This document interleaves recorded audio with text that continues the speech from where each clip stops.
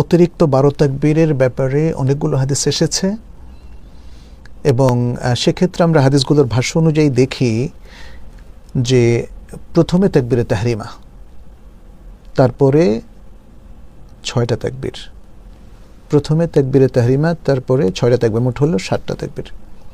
এরপরে দ্বিতীয় রাকাতে উঠার তাকবীরটা আছে, তারপরে 5টা তাকবীর। তাহলে উঠার তাকবীরটা সহকারে হিসেব করলে 13টা তাকবীর হয়ে যাচ্ছে। আর যদি তাকবীরে তাহরিমা এবং উঠার তাকবীরটা বাদ দেয় তাহলে মোট 11টা হয়ে যাচ্ছে।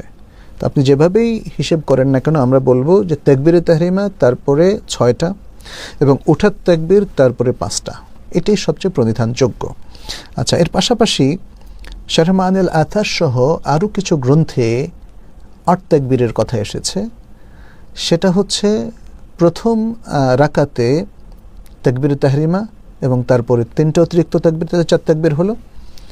আর দ্বিতীয় রাকাতে রুকুতে যাওয়ার আগে 3টা তাকবীর এবং রুকুতে যাওয়ার তাকবীর 4 তাকবীর হলো, তাহলে 4 4 8 তাকবীরের কথাও হাদিসে এসেছে।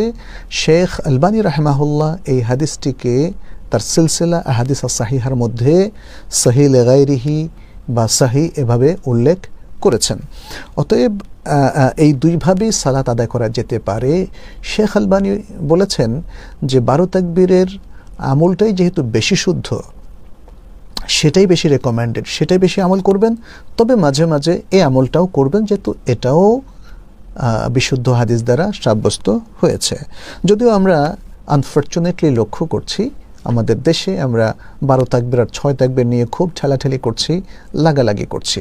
আমার কাছে মনে হয় আমাদের এই একাডেমিক এই স্ট্যান্ডে চলে আসা উচিত।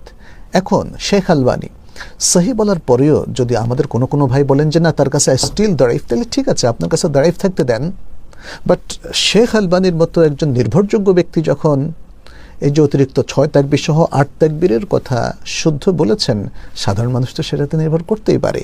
অতএব খেয়াল রাখতে হবে, আমরা যখন কোনো বিষয় নিয়ে মানে মানুষকে কোণঠাসা করব বা প্রান্তিকতার দিকে ঠেলে দেব, সেটা আমার চিন্তাভাবনা অনুযায়ী হবে না। আমাদের আরও অনেক কিছু সারাউন্ডিংস ভাবতে হবে, দেখতে হবে একজন ব্যক্তি একটা হাদিসকে, সেটা আপনার কাছে দাঁড়াই ফলেও তার কাছে হাসান কিংবা সাহি, সে অনুযায়ী আমল করছেন। অতএব মানুষের সেই স্বাধীনতা থাকা উচিত এবং ফিকহের ক্ষেত্রে ইখতিলাফের এই যে বহুমুখিতা, সেটাকে আমাদের অ্যাকসেপ্ট করা উচিত।